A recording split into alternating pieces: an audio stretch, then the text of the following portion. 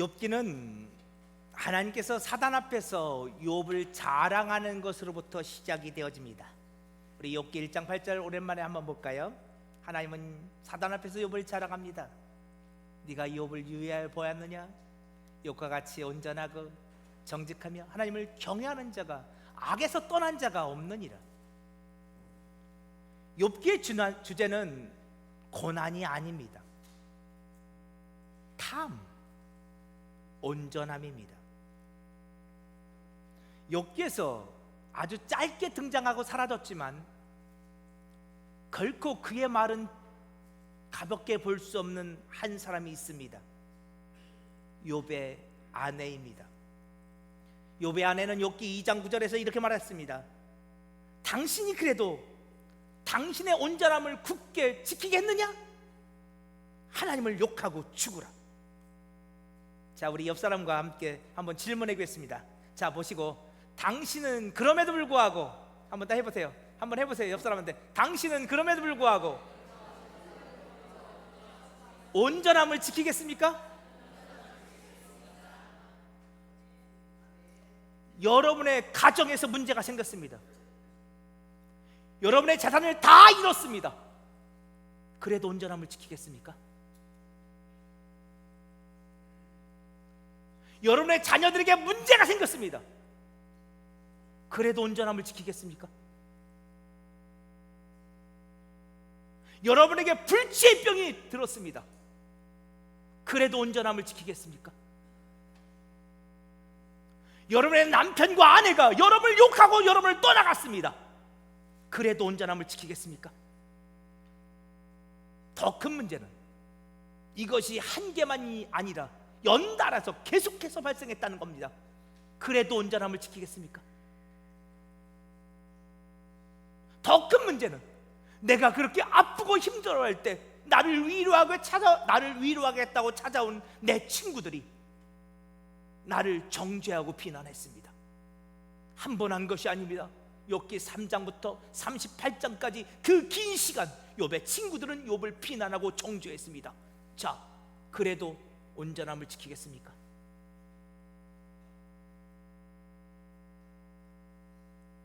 대답 못 하시겠죠? 욥기는 계속해서 오늘 우리에게 이런 질문을 했습니다. 이 질문은 사단의 또 다른 질문으로 이어집니다. 욥기 1장 9절 사단은 말합니다. 욥이 어찌 까닭없이 하나님을 경외하겠습니까? 사단은 지금도 하나님 앞에서 오늘 우리에 대해서 말하면서 하나님, 김남현 목사가 어떻게 까닭없이 하나님을 경외하겠습니까? 세상에 아무 이유도 없이 하나님을 경외하는 사람은 없습니다. 10절 하나님이 욥을 축복해 주셨으니까 욥이 하나님을 경외하는 거지요. 그의 소유물을 치세요. 그럼 틀림없이 하나님을 원망할 겁니다. 어떻습니까? 여러분의 소유물을 치면, 여러분의 자녀를 치면, 여러분의 건강을 치면 여러분 그래도 온전함을 지킬 수 있습니까? 욥기는 이 질문을 계속해서 던지고 있습니다. 그래서 벌어진 싸움이 하나님과 사단의 싸움입니다. 욥을 가운데 두고 하나님과 사단이 싸우고 있습니다.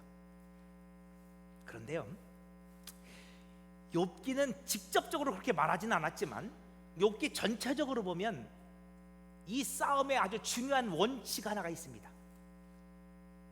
그 원칙이 뭐냐? 비밀 유지입니다.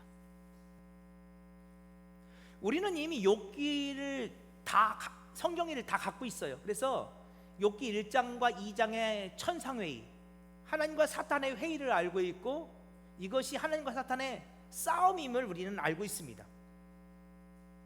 그러나 욥은 욥기 1장과 2장의 천상회의를 모릅니다.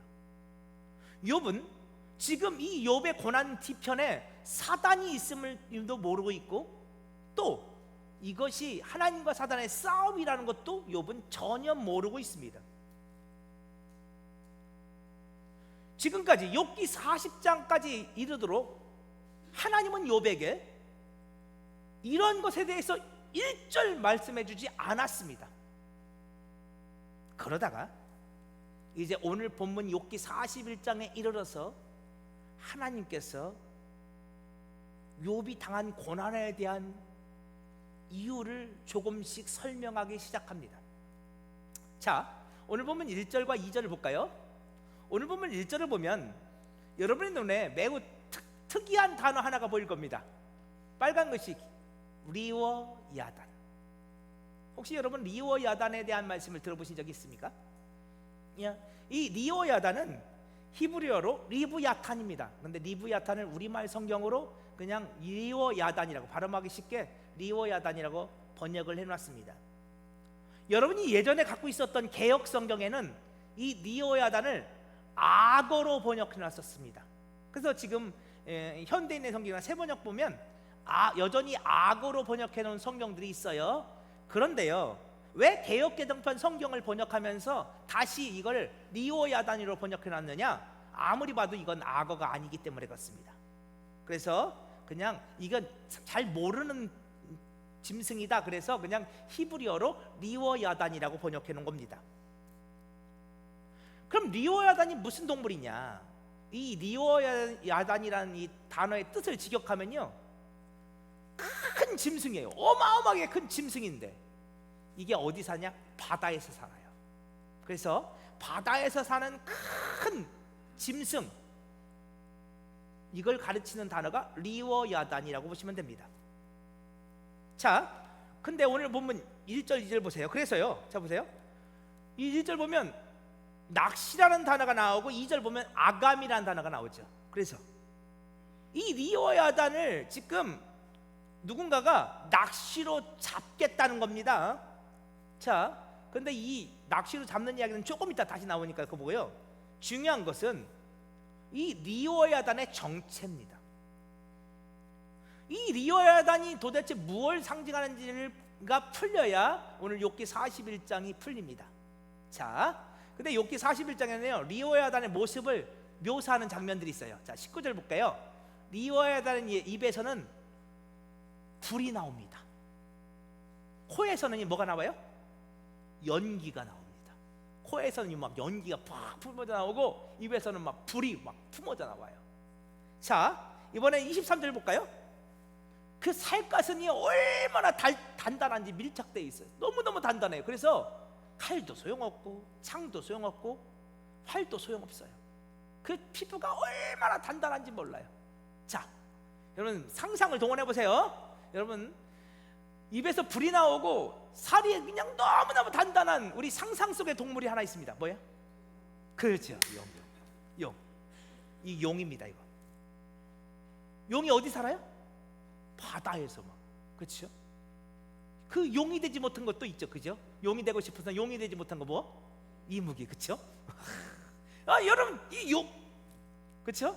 그러니까 일단 이 리오야단이 용이라고 우리 가정합시다. 우리 지금 모습이 이렇게 묘사되어 있으니까요. 자, 용. 자, 그리고 자, 이 리오야단 얘기를 이렇게 한번 계속 볼까요? 우리 1절 다시 보세요. 오늘 보면 1절, 어떤 사람이요 낚시로 이 리오야단을 잡겠다고 합니다. 그가 리오야단을 잡으려고요 큰 꿈을 꾸면서 바다에다 낚시를 던졌습니다. 전 낚시를 별로 좋아하지도 않고 해본 적도 별로 없어요. 제가 예전에 아산에서 목회할 때 그 남선교회 회원들하고 1년에 2번씩 꼭 바다 낚시를 갔거든요. 거기 낚시 좋아하는 분들 계셔서 제가 그 바다 낚시 쫓아가가지고 얼마나 배 타고서 멀미를 했는지 제가 딱 2번 배를 타보거든요. 다시는 제가 거기까지 쫓아가는데 전 육지에서 놀고요. 그분들은 배 타고 고기 잡아오고 그랬습니다. 저는 이게 낚시가 왜 재밌는지 모르겠어요. 고기도 안 잡히고 이게 뭐 고기가 뭐 저는 싫어하더라고요. 근데 제가 그때 저희 그 남선교 회원들의 표정을 봤어요. 바다 낚시 가려면 새벽 3시에 출발했어요. 저희 아산서 안면도 가서 했거든요. 근데 새벽 3시에 새벽 예배는 안 나오신 분들이 새벽 3시에 나오는데 막 얼굴이 막 이래. 그러면서 안면도 갈 때까지 뭐라 그래요? 내가 오늘 대물을 잡아야지 말이야. 뭐 대성어종은 기억이 안 나는데 하여튼 뭐 그러면서 막 얼마나 행복해하는지요. 지금 그런 거예요. 지금 이 리어야단, 이 바다 괴물을 잡겠다고 이 낚시를 던지는 사람이 지금 얼마나 기대에 찼는지 몰라요. 그러면서 이 바다 괴물, 이 리어야단을 잡아서 어떻게 할지를 지금 이게 지금 그 꿈을 꾸면서 말하는 거예요. 참, 내가 그 리어야단을 잡아서 그 리어야단을 영원한 나의 종으로 삼아야지. 그래서 5절 보니까요, 내가 그 리어야단을 새를 가지고 놀듯이 놀아야 되겠어. 여러분, 제가 말씀을 준비하면서 만화영 하나 생각났어요. 제가 그림 보여달라고 했는데, 여러분 저 만화영 보신 적 있어요? 드래곤 길들이기. 아마 제가 이 작가를 모르지만 이 작가는 분명히 욕기를 읽고서 아마 여기서 모티브를 얻었을 거라고 생각해요. 야, 내가 이 용을 잡아서 이 용을 길들여서 말이에요, 내가 저 용을 타고 다녀야지. 야, 생각만 해도 멋지지 않습니까? 입에서 불을 뿜는 용, 하늘을 나는 용을 내가 잡아가지고 말이에요, 내가 그 용을 영원한 나의 종으로 부르면서 내가 용을 타고 다니면 누가 나한테 감히, 그치? 와, 이 하나님 그러시는 거예요. 어떤 사람이 바다에다 낚시를 던져놓고 리어야단을 잡아서 영원한 나의 종으로 삼겠다고, 내가 용을 타고 다녀야 되겠다고. 근데 말씀 계속 보여주세요. 6절 보니까요, 또 꿈을 꿔요. 아, 내가 저 리어야단을 잡으면 내가 저 리어야단을 얼마에 팔 수 있을까? 여러분, 얼마면 팔 수 있을까요, 용을? 예? 와, 모르긴 몰라도 벼락부자가 될 수 있을 거예요. 그렇죠? 바다에서 고래 한 마리만 잡아도 엄청나게 비싸다는데 용을 잡았으니 말이에요. 야, 저 리어야단을 팔면 엄청난 돈이 될 거예요. 아니면 그 리어야단을 잡아서 고기를 팔면 어때요? 그것을 고기를 팔아서 말이에요, 상인들에게 고기를 한 점씩 나눠주면서 말이에요, 한 덩어리에 1억씩, 그럼 막 몇백억이 될 텐데. 지금 이 리어야단을 잡겠다는 낚시꾼이 지금 꿈을 꾸고 있어요. 그런데 잡을 수 있어요? 못 잡아요? 자, 보세요. 9절. 참으로 잡으려는 그의 희망은 뭐다? 헛된 것이다. 왜? 리어야단은 내가 없을 때는 막 큰 소리 치는데 앞에 서 있기만 해도 어때? 그냥 오금이저려, 벌벌 떨려, 그냥 기가 죽어. 리어야단을 어떻게 잡어, 그 바다 괴물을. 자, 이런 존재가 리어야단이에요. 자, 욥기 41장에 그리고 있는 리어야단은 이런 모습이에요. 그렇다면 성경은 리어야단에 대해서 뭐라고 말할까요? 성경에 리어야단에 대한 이야기가 종종 등장해요. 이사야 27장 볼까요? 그날이 있어요. 그날에 여호와께서 크고 강한 칼로 날랜 뱀 리어야단을, 꼬부랑꼬부랑 뱀 리어야단을 벌하실 거예요. 그날이 오면 바다에 있는 용을 죽이실 거예요. 자, 여기서 리어야단, 뱀은 히브리어로 나시예요. 나시를, 그리고 용은 나탄이거든. 나탄, 히브리어로. 죄송해요, 탄닌인데요. 이 탄닌을 죽이실 거래요. 그러니까 지금 리어야단, 나시, 탄닌이 나오는데 이건 같은 단어예요. 같은 의미예요. 그래서 아까 리어야단이 용이라고 말씀드린 거예요. 용 맞아요. 자, 근데 그날이 오면, 오늘 우리는 그 리어야단 앞에서 막 벌벌 떨 건데 하나님은 그 리어야단을 어떻게 해요? 벌하시고 죽이실 거라는 거예요. 사람은 안 되는데 하나님은 반드시 그 리어야단을 심판하실 거예요. 시편 74편도 볼까요? 그날이 오면 주께서 그 용들, 그 탄의 머리를 깨뜨리실 것이고 그 리어야단의 머리를 부셔버리실 거예요. 주님의 날이 오면 그 리어야단과 그 탄닌 용들의 머리를 깨뜨려 버리실 거예요. 그러면 도대체 이 리어야단, 이 탄닌, 이 나시의 정체가 뭐냐? 자, 계시록 12장 볼까요? 한 붉은 용이 있어요. 우리말 성경에는요, 붉은 용이라고 해서 피부가 붉다라고 우리는 생각하는데요, 원어를 보면 이게 입에서 붉은 불을 뿜는 용이란 뜻이에요. 입에서 붉은 불을 뿜는 용이 있어요.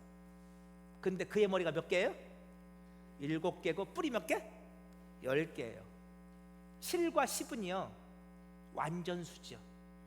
머리와 뿔은 세상 권세와 힘을 상징하죠. 그러니까 이 붉은 용은 입에서 불이 나오는데 그의 권세는 우리가 상상도 할 수 없어요. 그의 힘은 우리가 상상도 할 수 없어요. 자, 이 큰 용, 이 붉은 용이 머리가 7개, 뿔이 10개라는 걸 기억해 두세요. 자, 그런데 오늘 욥기 40장 34절에서는 그 용, 그 리오야단에 대해서 이렇게 말해요. 그래서 자 보세요. 그것은 모든 높은 자를 내려다보며 모든 교만한 자들에게 군림하는 왕이에요. 보세요. 이 리오야단은 왕이에요. 근데 어떤 사람들의 왕이에요? 높은 자들의 왕이에요. 교만한 자들에게 앞에서 군림하는 왕이에요. 여러분, 이 리오야단, 이 탄닌, 이 나아시는 절대로 겸손한 자들에게는 군림하지 못해요.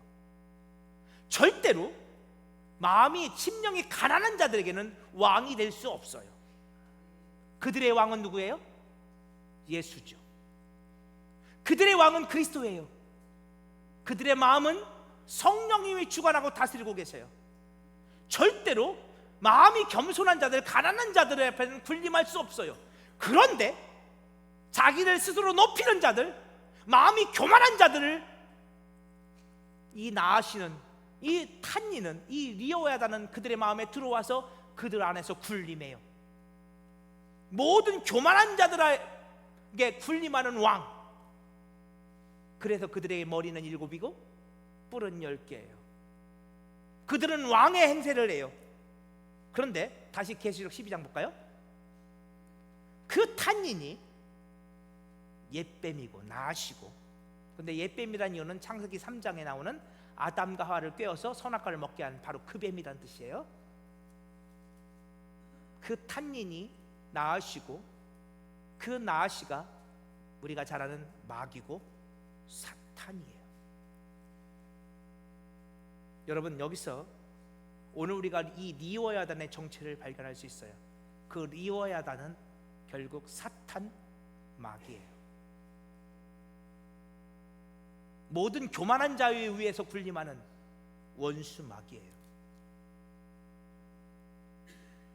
그래서 요한계시록 13장 한 장 더 넘겨서요 보면요, 이 짐승이 하나 있어요. 근데 이 짐승이 어디서 올라와요? 바다에서 올라와요. 지금 여러분이 요한계시록을 전혀 알지 못하기 때문에 이 말씀이 너무너무 어렵게 들릴지도 몰라요. 근데 여러분, 이 말씀이 깨어지면 어렵지 않아요. 여러분, 요한계시록 13장에서는 두 짐승이 등장해요. 바다에서 올라오는 짐승이 있고요, 땅에서 올라오는 짐승들이 있어요. 이들은 사단과 마귀예요. 그런데요, 그냥 사단, 마귀 그러면 우리하고 너무 거리가 멀잖아요. 근데 바다에서 올라오는 짐승은 세상의 권세자들을 상징해요. 왕과 같은 세상의 권력자들. 근데 그들은 예수를 반대해요. 신성을 모독해요.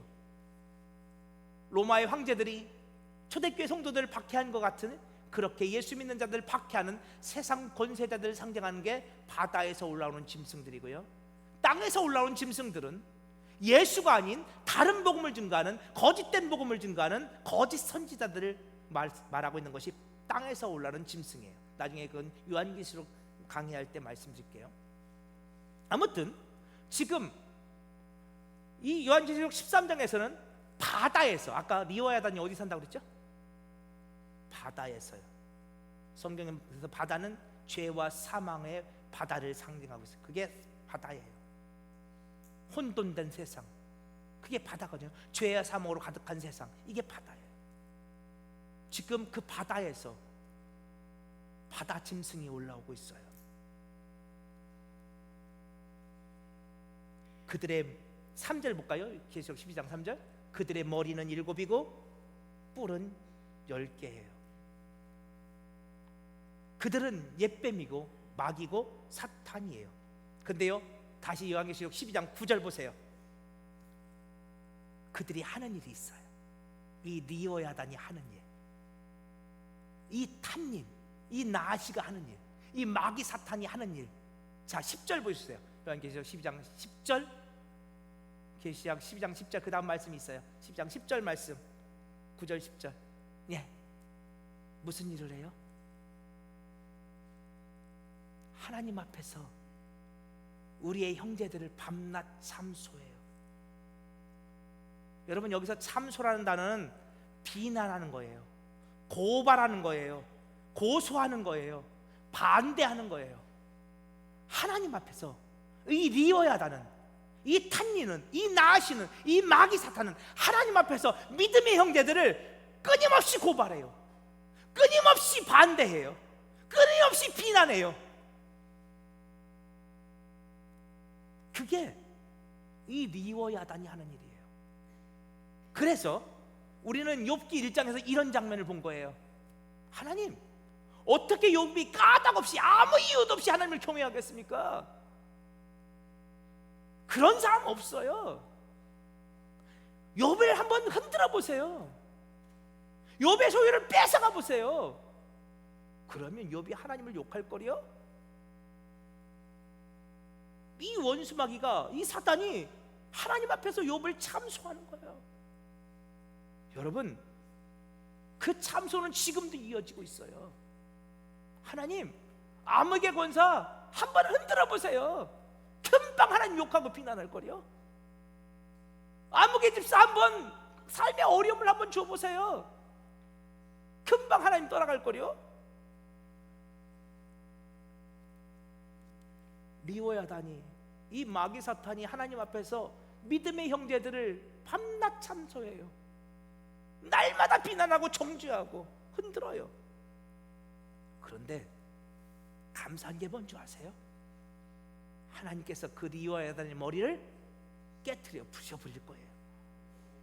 그 리오야단을 하나님 나라에서 쫓아버리실 거예요. 그래서 다시 요한계시록 12장 9절 10절 보여주세요. 그 리오야단은 참소하다가 하나님 앞에서 쫓김을 당할 거예요. 하나님께서 말씀하실 거예요. 사단아, 물러가라. 암흑의 권세는 내 아들이다. 암흑의 권세는 내 백성이다. 사단아, 물러가라. 사단이 오늘 우리를 참소할 때 하나님은 사단의 말에 현혹되신 분이 아니라 그 사단을 쫓아내시고 그의 머리를 부서뜨릴 거예요. 자, 우리는 이 리오야단의 정체를 이제 알았어요. 그 리오야단은 뱀이고 용이며 마귀요 사탄이에요. 다 같은 말이라는 걸 우리 알았어요. 근데 여기서 질문을 하나 던져야 돼요. 하나님께서 갑자기 욥기 41장에서 왜 리오야단 얘기를 하시는 걸까요? 욥기 41장을 보면, 야, 너는 리오야단 앞에 가면 벌벌 떨 거야. 네가 뭐 리오야단을 잡겠다고? 야, 웃기지 마. 네가 무슨 리오야단을 잡아. 리오야단이 너를 잡을 거야. 이런 말씀하신단 말이에요. 근데 하나님께서 왜 욥기 41장에서, 이제 욥기 다 끝나가잖아요, 리오야단의 이야기를 하시는 이유가 뭐예요? 이게 중요하잖아요. 자, 로마서 7장 한번 볼까요? 사도 바울이 로마서를 이야기하면서, 그리고 그 사도 바울의 서신서를 비교해봐도 그래요. 사도 바울이 잘 사용하지 않는 단어 하나가 있어요. 로마서에서는요, 딱 한 번, 로마서 16장에서 딱 한 번 나와요. 그 단어가 뭐냐? 사단, 마귀라는 단어예요. 사도 바울은요, 사단이라는 단어를 잘 안 써요. 대신에 사도 바울이 아주 즐겨 사용하는 단어가 있어요. 사도 바울의 서신서에는 반드시 이 단어가 나와요. 로마서에는 이 단어가 너무너무 많이 나와요. 무슨 단어일까요? 자, 로마서 7장 보세요. 자, 어떤 단어인 것 같아요? 찍어보세요. 그렇죠, 죄라는 단어예요. 사도 바울은요, 죄라는 단어를 즐겨 써요. 그러면 왜 사도 바울이 사단이라는 단어를 쓰지 않고 죄라는 단어를 즐겨 쓰는 것일까요? 왜 그럴까요? 자, 보세요. 사단, 마귀, 리오야단, 뱀, 용. 그러면 여러분과 가까워 보여요? 멀리 있어 보여요? 그게 나하고 무슨 상관인데, 그렇죠? 그게 나하고 무슨 상관인데? 그러니까 나하고 상관없는 어떤 영적 존재들, 별로 기분 좋지 않은 그런 찝찝한 그런 영적 존재들이에요. 그 나하고 별로 관계가 없어 보여요. 근데 죄란 단어는 어떻습니까? 죄 그러면 여러분과 관계 있어 보입니까? 아니면 관계 없어 보입니까? 아주 밀접하게 있어 보이죠? 그래서 사도 바울은요, 사단이라는 단어를 잘 사용하지 않아요. 사도 바울은 죄란 단어를 쓰고 있어요. 그런데 사도 바울이 죄란 단어를 쓰고 있고 또 사망이라는 단어도 많이 쓰거든요. 이 죄나 사망이라는 단어에다가 사단막이라고 넣어서 성경을 읽어봐도 전혀 어색하지 않아요. 왠 줄 아세요? 사도 바울은 이 두 개의 단어를 같이 혼동해서 쓰고 있기 때문에 그래요. 그러니까 사도 바울이 말하고 싶은 게 뭐냐? 오늘 우리 속에 죄가 있다는 거예요. 근데 그 죄가 그게 뭐예요? 그게 리오야단이에요. 그게 사단막이에요. 사도 바울은 오늘 우리 안에 리오야단이 있습니다, 오늘 우리 안에 사단마귀가 있습니다 라는 이야기를 하고 싶은 거라고요. 구원이 뭐예요? 내 안에서 이 사단마귀가 쫓겨나고 내 안에 예수님이 찾아와 들어오는 것. 그래서 사단과 마귀의 통치가 끝이 나고 이제 아까 그랬잖아요. 교만한 자들을 군림하는 왕이 사단과 마귀라고, 리오야단이라고요. 그 사단과 마귀, 나의 왕되었던 그 왕, 사단과 마귀의 그 통치가 끝이 나고 리오야단의 통치가 끝이 나고 하나님께서, 예수님께서, 성령님께서 나의 왕이 돼서 나를 다스리고 통치하는 것, 이게 구원인 거예요. 어려우신가요? 여러분, 오늘 우리가 구원받았다는 것은 원수 마귀의 통치가 끝났음을 말해요. 그리고 이제는 하나님께서, 예수님께서 나를 통치하고 다스리시고, 그래서 내 안에서 원수 마귀의 뜻이 이루어지는 것이 아니라 하나님의 뜻이 이루어진다는 것을 말하는 거예요. 여러분에게 듣는 귀가 열리길 축복합니다. 자, 그래서요, 마태복음 16장을 보면 이런 일이 생기죠. 가이사랴 빌립보에서 베드로가 주는 그시여 살아계신 하나님의 아들이라고 막 고백했어요. 얼마나 예수님이 그 고백을 기뻐하시는데 그 고백 가운데 교회 공동체를 세우시겠다고 약속하시죠. 그 다음에 예수님께서 십자가를 말씀하십니다. 그러자 베드로가 주님을 꾸짖어요. 제가 여러 번 말씀드렸어요. 이 항변하였다는 말씀은 주님을 꾸짖었다는 말이라고. 주님을 꾸짖어요. 막 아버지가 자녀를 꾸짖듯이 막 엄청 야단치고 꾸짖어요. 그러자 주님께서 베드로에게 뭐라고 그래요? 사탄아, 내 뒤로 물러가라. 사탄아. 여러분, 이게 지금 베드로 보고 사탄이라고 하는 말인가요? 아니요. 베드로 안에 사탄이 있다는 말이죠. 베드로 안에 사탄이 있다는 말이죠. 그래서 그 사탄이 베드로로 하여금 하나님 일을 생각하지 않고 사람의 일을 생각하게 만들어요. 여러분, 또 이거 오해하면 안 돼. 하나님의 일을 생각하지 않고 사람의 일을 생각한다니까. 그러니까 교회에서 하는 일은 다 하나님의 일이고 교회 밖에서 하는 일은 다 사람의 일이라고 생각해. 여러분, 그렇지 않아요. 여기서 말하는 하나님의 일이 뭐예요? 마태복음 16장에서 말씀하는 하나님의 일, 그 위에서 주님께서 무슨 말씀하셨다고요? 십자가를 말씀하셨잖아요. 그런데 베드로가 그걸 거절하는 거잖아요. 베드로가 생각했던 메시아는 그런 십자가 지는 메시아가 아니거든요. 그러니까 여기서 말하는 사람의 일은 십자가를 거절하는 거예요. 내가 예수를 믿는데 나는 십자가에 죽는 예수가 싫어요. 내가 예수를 믿는데 나보고 십자가 지라고 하는 예수가 싫어요. 내가 믿는 예수는 아까 우리가 욥기를 보면서 말했던 것처럼 나를 축복해주고 나를 부자되게 만들고 내 자녀를 잘되게 해주고 만들고 나를 건강하게 해주는 예수지. 그래야만 내가 내 믿음 지킬 수 있지. 그거 다 뺏어가는데 내가 어떻게 온전함을 지켜요? 나는 그런 예수 싫어요. 십자가에서 죽는 예수 싫다고요. 나보고 같이 십자가에서 죽자고 하는 예수 싫다고요. 여러분, 그렇게 고백하는 게 그게 사람의 일이에요. 그럼 하나님의 일은 뭐예요? 주님이 십자가에 죽으셨음이 나를 향한 은혜임이 고백되는 것이에요. 그 십자가의 죽음을 통해서 내가 구원받았어요. 그 십자가의 죽음을 통해서 내가 천국 백성 되었어요. 그 십자가의 죽음을 통해서 내 안에 있는 모든 원수마귀의 머리가 부서졌어요. 그 죽음을 통해 그 피로 원수마귀의 권세가 쫓겨났어요. 이것을 믿는 것이 하나님의 일이고, 이제 그 십자가에 내가 동참하는 것이 하나님의 일이에요. 그래서 자, 고린도서 1장 18절, 십자가의 도가 멸망하는 자들에게 뭐예요? 미련한 거예요. 십자가가 난 싫어요. 그게 사람의 일이라고요. 그걸 거절하게, 십자가를 거절하게 만드는 것, 그게 내가 아니고요, 내 안에 있는 리오야단 사단 마귀가 나로 하여금 그 십자가를 거절하게 만든다고요. 그래서 예수님은 사단아 내 뒤로 물러가라 베드로를 향해 말씀하시는 거예요. 오늘 우리 안에 사단 마귀가, 리오야단이, 그 무시무시한 바다 괴물이 오늘 우리 안에 있어서, 오늘 우리의 왕이 되어서 그 리오야단이 나를 통치하면서 나로 하여금 십자가를 거절하게 만들더라는 거예요. 십자가를 떠나 살게 만들더라는 거예요. 나로 하여금 십자가 앞에 아멘하지 못하게 만들더라는 거예요. 그런데 말씀 계속 보여주세요. 구원받은 오늘 우리에게는 그 십자가가 뭐예요? 하나님의 능력이에요.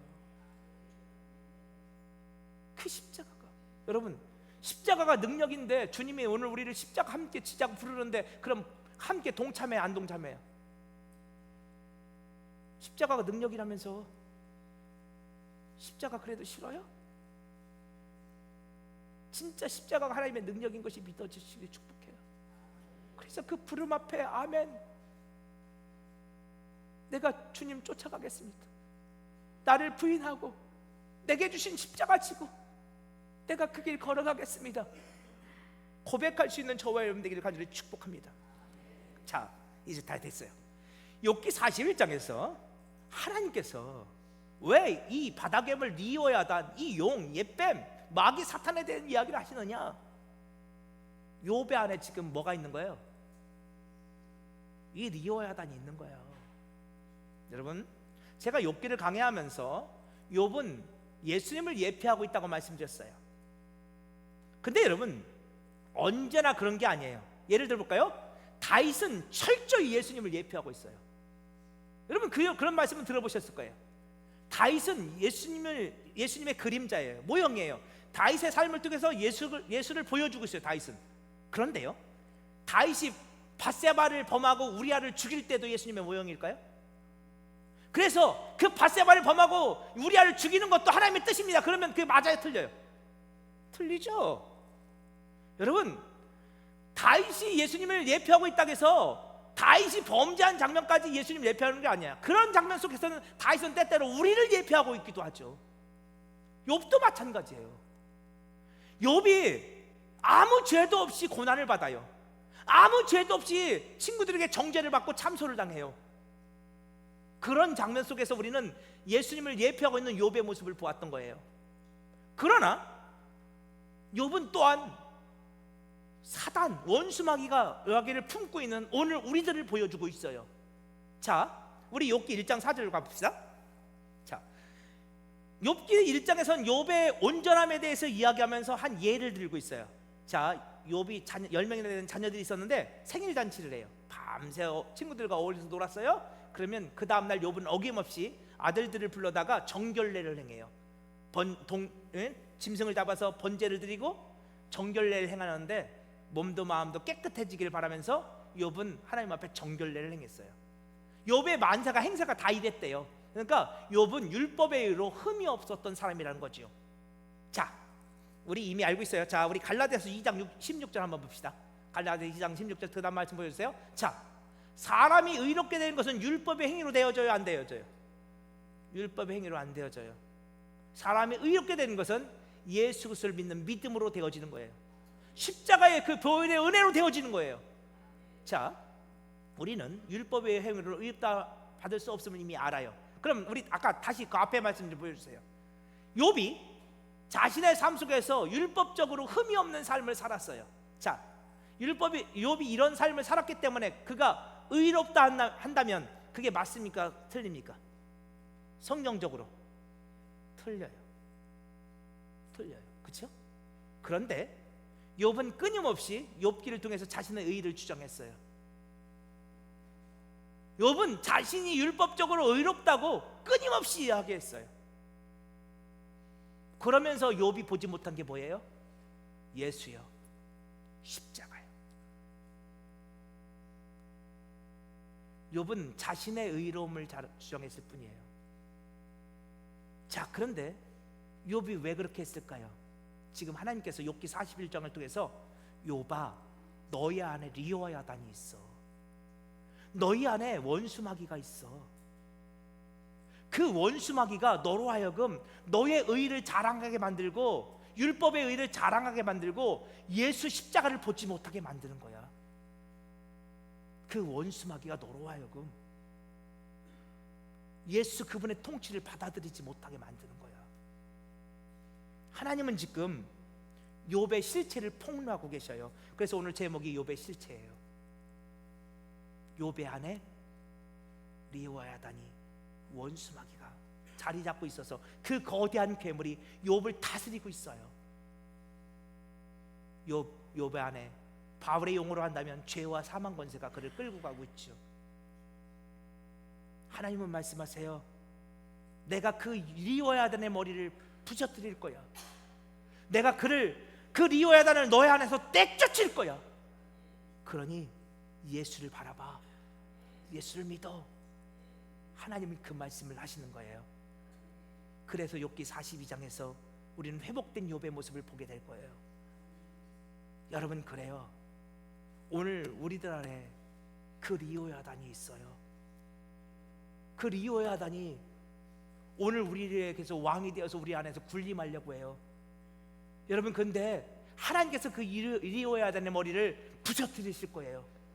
근데 그 부서뜨릴 때 오늘 우리들이 달라지기 시작할 거예요. 여러분, 아까 그 리오와 야단은 어떤 사람들 앞에서 군림한다고요? 교만한 자들 앞에서 군림해요. 그럼 하나님께서 리오와 야단의 머리를 부서뜨리실 때 오늘 우리를 어떻게 만들어 가실까요? 겸손한 자들로, 심령이 가난한 자들로, 애통한 자들로, 의에 줄이고 목마른 자들로 주님은 오늘 우리를 바꾸어 가실 거예요. 그 순간 그 리오와 야단은 더 이상 오늘 우리 안에서 그 어떤 힘도 능력도 사용하지 못할 거예요. 리오와 야단은 우리 안에서 무력화될 거예요. 하나님은 지금 이 이야기를 하시는 거라고요. 여러분 안에서 원수마귀가 힘을 쓰지 못하게 만드십시오. 여러분 안에서 원수마귀가 더 이상 군림하지 못하게 만드십시오. 어떻게 하면 그럴 수 있느냐고요? 하나님 앞에 무릎을 꿇으십시오. 겸손한 자가 되십시오. 심령이 가난한 자, 애통하는 자, 의에 줄이고 목마른 자가 되십시오. 하나님은 여러분을 반드시 그렇게 만들어 가실 것이고, 그것을 통해서 리오와 야단의 머리를 부서뜨릴 것이고, 여러분 안에서 그 리오와 야단을 쫓아내심으로 여러분 안에서 놀라운 변화들이 생겨날 겁니다. 이제 리오와 야단이 있던 자리에 누가 들어오실까요? 우리 주님께서 들어오실 거예요. 그 자리에서 여러분을 통치하고 다스리실 때 이제 여러분 안에서 주님의 선한 생명의 역사들이 나타나기 시작할 거예요. 하나님의 온전한 통치, 그 놀라운 은혜가 저 여러분 가운데 있어지기를 간절히 축복합니다.